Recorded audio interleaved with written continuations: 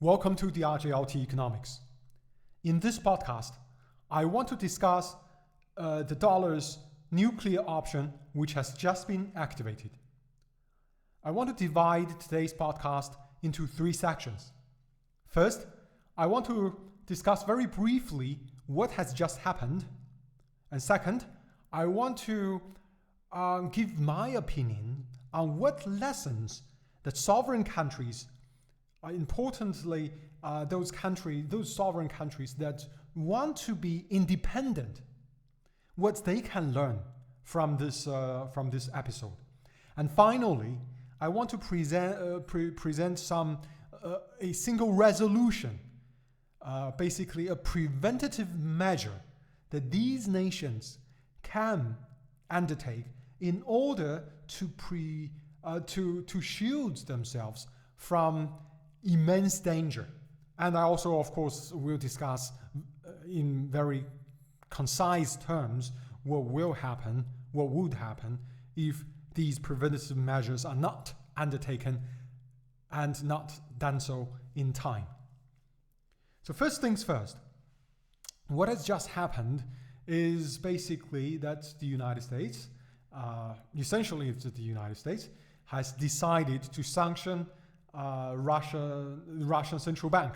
That, I think, is the most important aspect. Of course, there's also been a disconnection from SWIFT for a lot of the banks in Russia.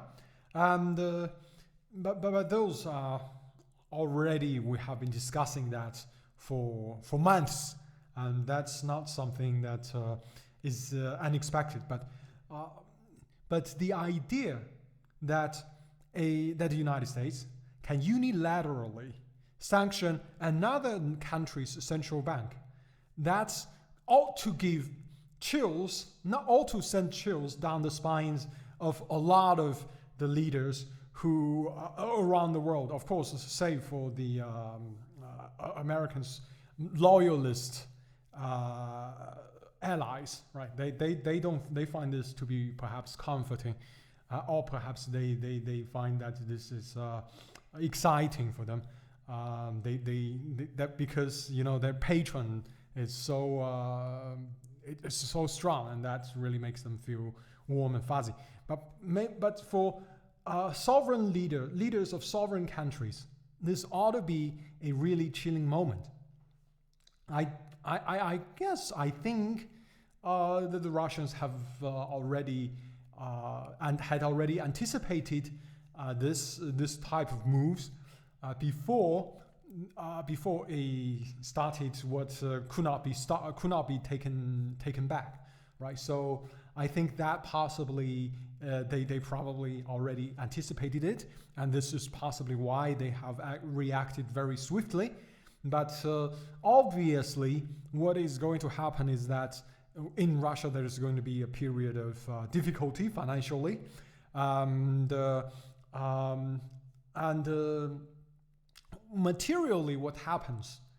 My understanding, even though this is never really explained very explicitly, my understanding is basically what they want to, what the U.S.-led coalition, let's say, want to do is to make sure that no central bank, no bank whatsoever will be able to buy ruble and basically to use ruble in any way. And if this is done, then they will be sanctioned by the United States in various ways. So basically, the idea is that it's not just simply to cut the US dollar off of Russia, right? Basically like cutting off the SWIFT system. That's what it would do. By sanctioning the Russian central bank, what they were saying is basically nobody can touch ruble. If you touch the ruble, I will sanction you. And of course, if you're a small country, I will bomb you. If you're a big country, I'll just probably, I don't know what exactly is going to happen.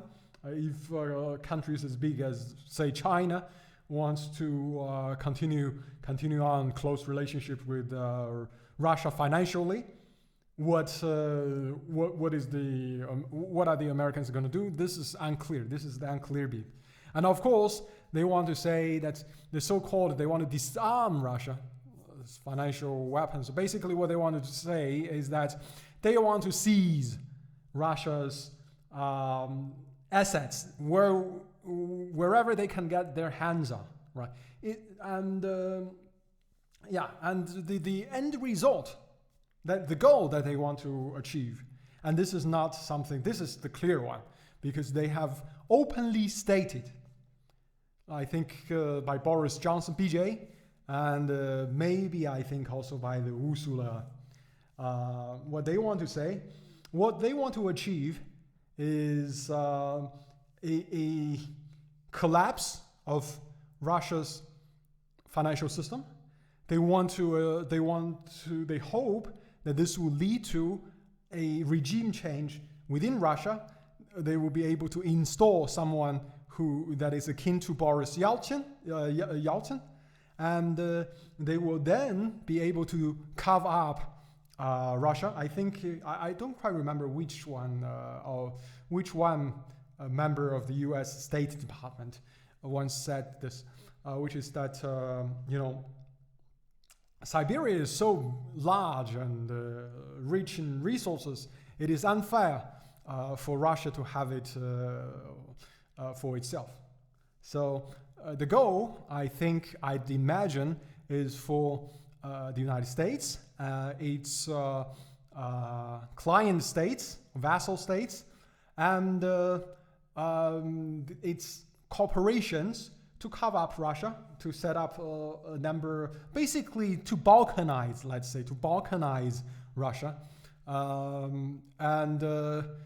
By doing that, they would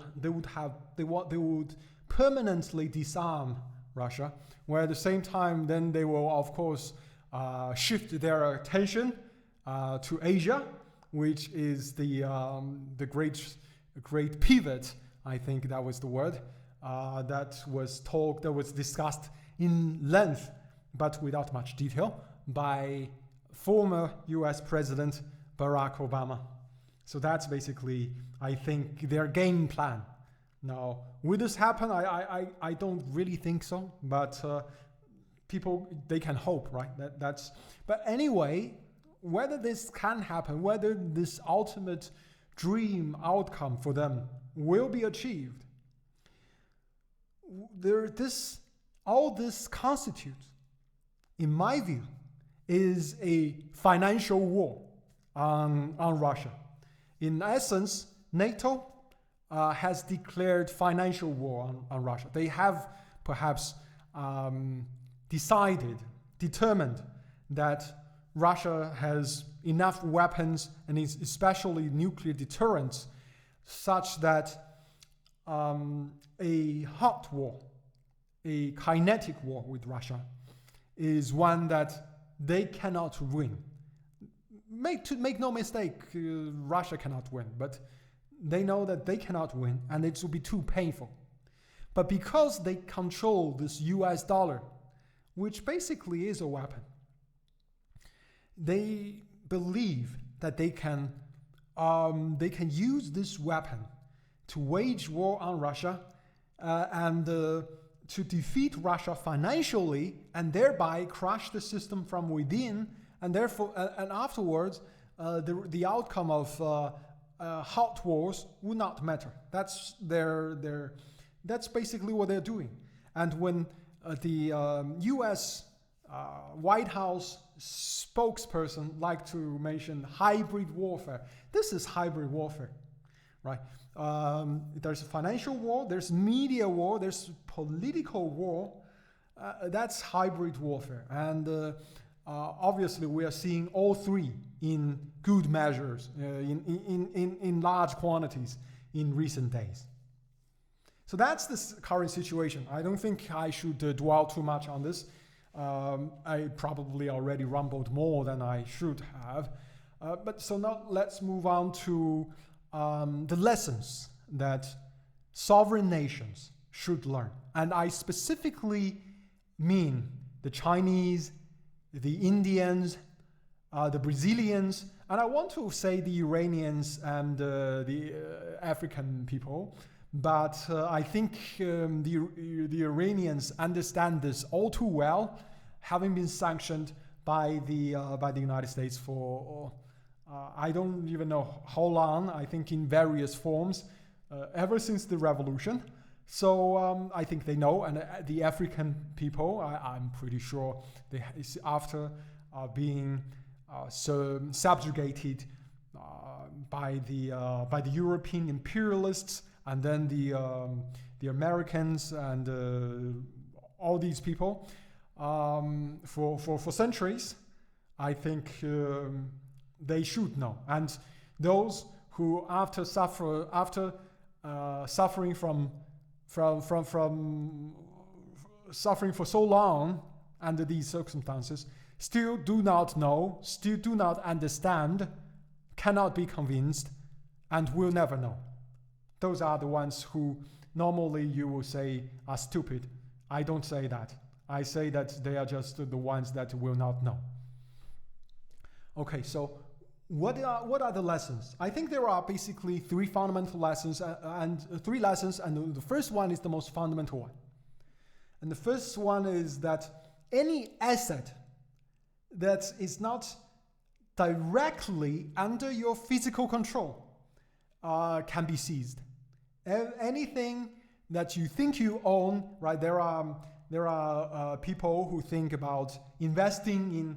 I think in China, this has been for a long time a trend. People like to invest in the United States. I think especially rich people, and also there are rich people who go to the United States, and under the pressure, they start to spill basically some narratives. I think not necessarily because they really want to do it, not really because they didn't express their opinions when they were in China, and once they were in the United States with their assets, they felt safe so they can explain. I think rather what's happening is that they brought their assets to the United States and they relocated to the United States. Now, if they don't spill the narrative, they don't follow the narrative, their assets will be seized. And there have been already people, Chinese people, who foolishly sent their assets to the United States and have them seized. That's just for on the individual level. But for nations, this can cripple a nation very easily. You think you have $1 trillion foreign reserve, $1 trillion foreign reserve? No, you have zero. Right? If your foreign reserve is in bonds issued by the U.S. government, the U.S. government will sanction you and then will basically cancel the bonds, right?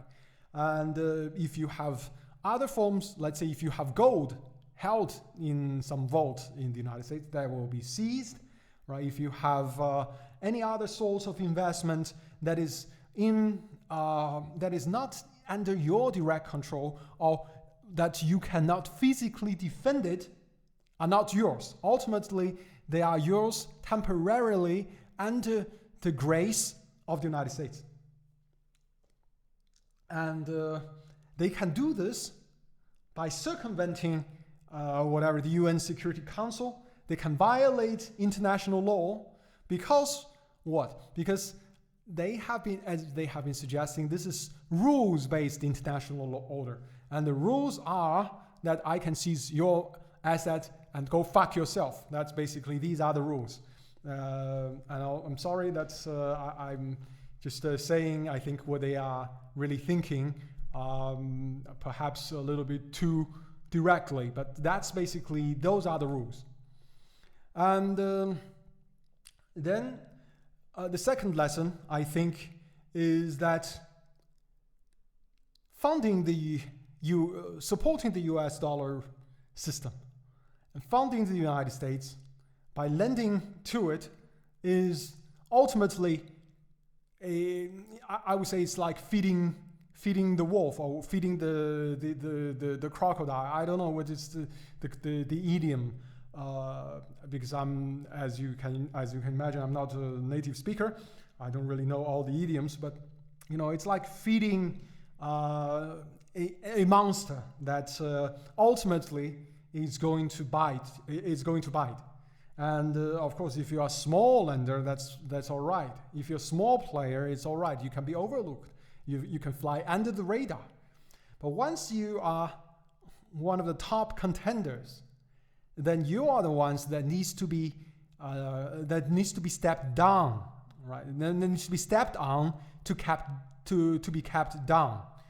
And this is where you become that autocratic country. You become that country that does not respect the rules, that does not respect democracy.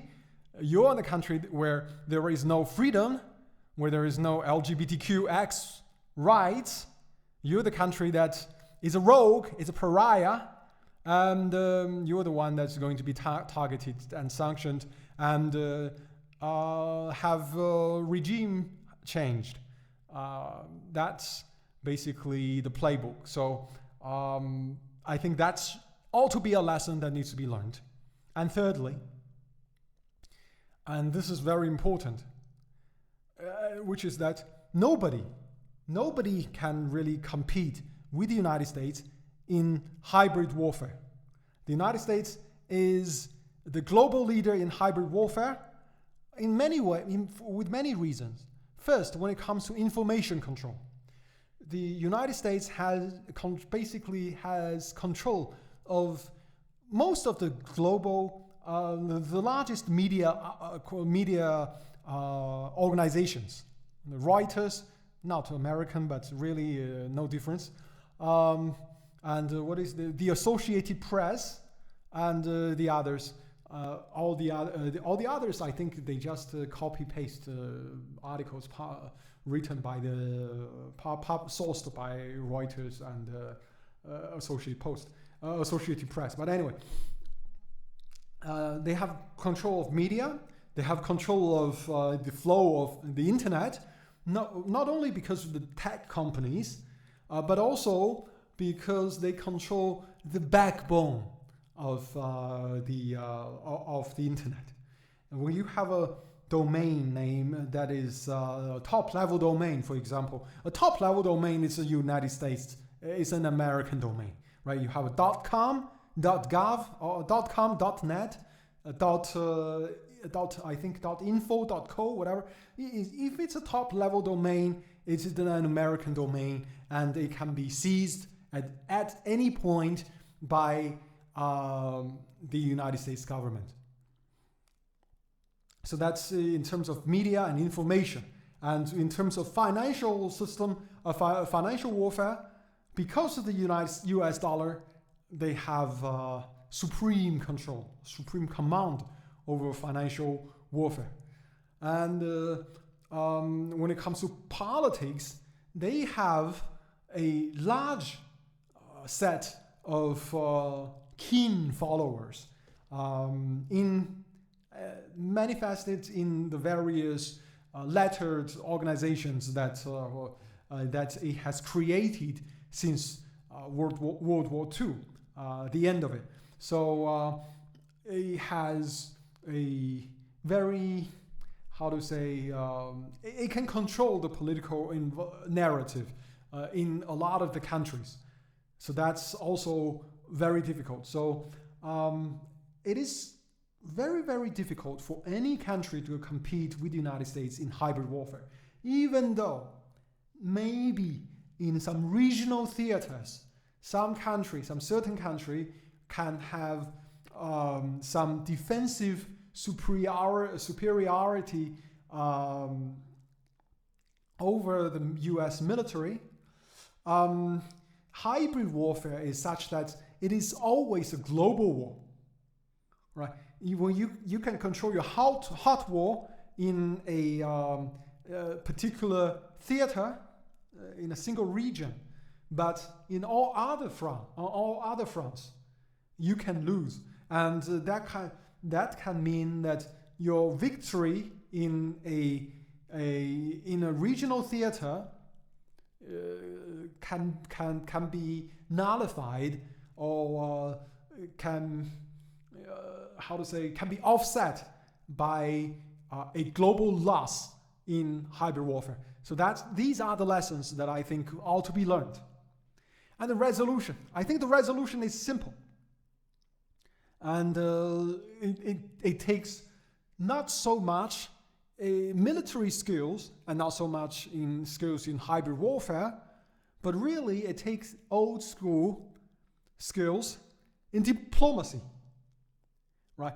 I mentioned a few countries that could at different various points be under the threat of the US dollar's nuclear option and under the threat of US hybrid warfare. These are the countries that should realize that even if they are arguably allies, not really allies, but friendly, on friendly terms, let's say, with the United States, it does not mean that you will never be targeted.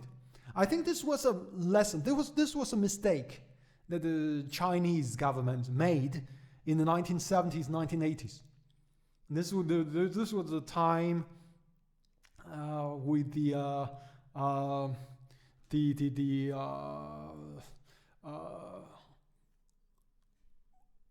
China's re-entry into the UN, right? Readmission into the United Nations, and it was a time when the Chinese leadership felt that the immediate threat with the Soviet Union was so great that it would pay off for them to ally themselves with the United States and to achieve certain common prosperity or whatever. But what really happened is that very quickly the Soviet Union fell, and then after a period of relative peace in the 90s, things got a bit bad, right? In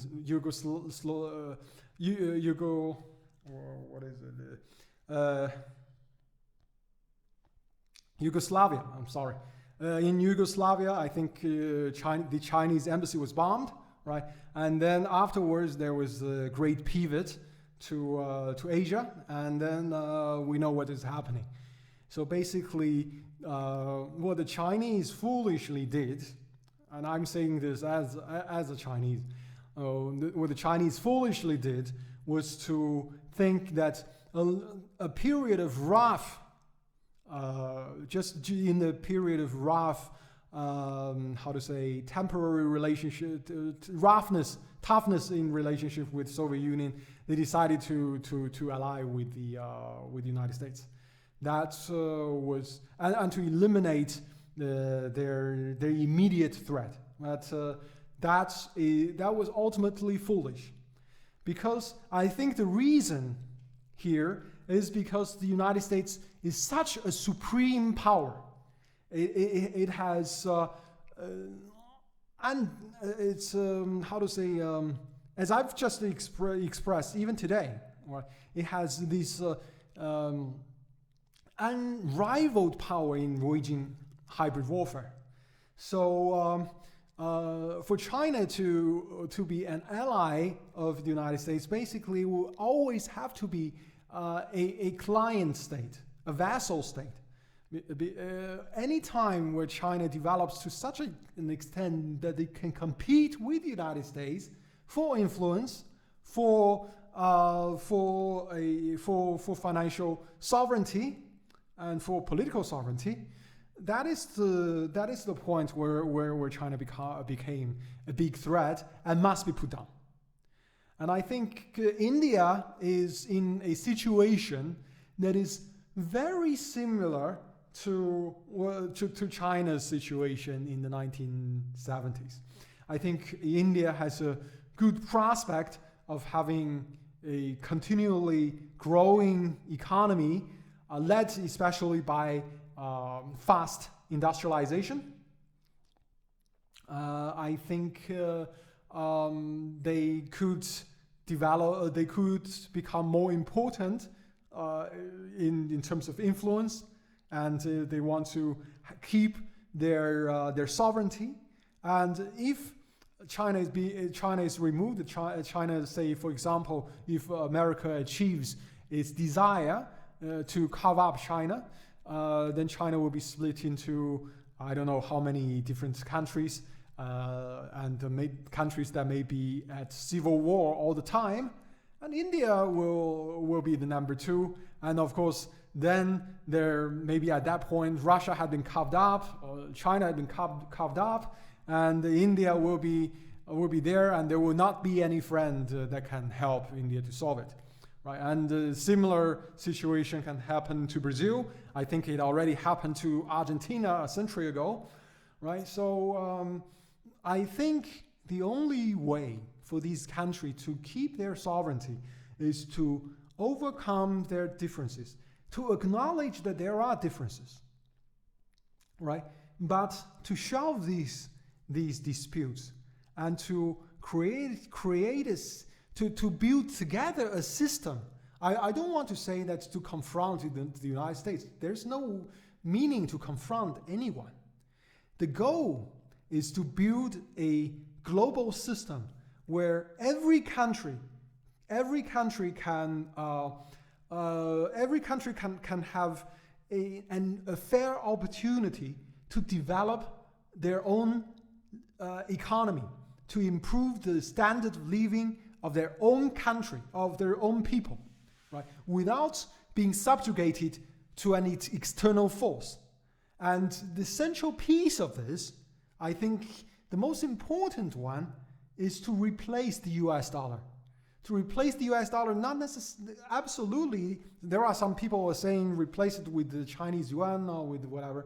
It must not be Chinese yuan, because if it is a Chinese yuan, then China could be in the position of the United States to threaten other countries, and this will be destabilizing. We need to set up a system, I think a fixed rate system, a system that perhaps that is anchored with some anchor. I think gold is a good solution, or maybe there can be some fixed exchange rate mechanism. I think people are very innovative. Then they can be this is a point that can be negotiated, but it needs to be a system that is controlled by a group of countries that acknowledge that each may have different views on a lot of issues, but they share a single view that it is important for the world peace that there is a financial system that does not serve the interest of a single group of people, but serves everyone equally. This is the most important part, I think, of that these countries need to collaborate to build together. And another thing, of course, is of course also the internet. There needs to be I think, in my opinion, there needs to be an internet that is not controlled by a single country, but at the same time, it is not controlled, it is not uncontrolled, so it is controlled by I think the same grouping of countries. They build together the backbone of a new internet. This internet needs to promote free flow of information, and this internet must be to a large extent censor-free, and especially not at least censor-proof against this type of hybrid warfare. It needs to be constructed in such a way that hybrid warfare in terms of information war cannot easily take place, and no player has an overwhelming superiority in that regard. And with this, I think we have a new global system that can work, that will work, and that will basically I think, a period of peace, of development, and of prosperity. I hope that these countries, by this I mean China, India, Brazil, Iran, some major Middle Eastern countries, Saudi Arabia, UAE, right? Of course, Russia, these countries, Argentina, Mexico, these countries need to develop a system that works for everyone, right? Now, of course, if the Americans don't like it, then of course they can sanction everyone. But that's if they don't want to be part of that system, they can go print their money. But the goal is to have everyone enjoy the hard work that they put out, right? Not to have it being exploited by an external player that turns out to be a tyrant. Well, that's it for today. I hope that you find some of the points that I've raised in this podcast interesting. And,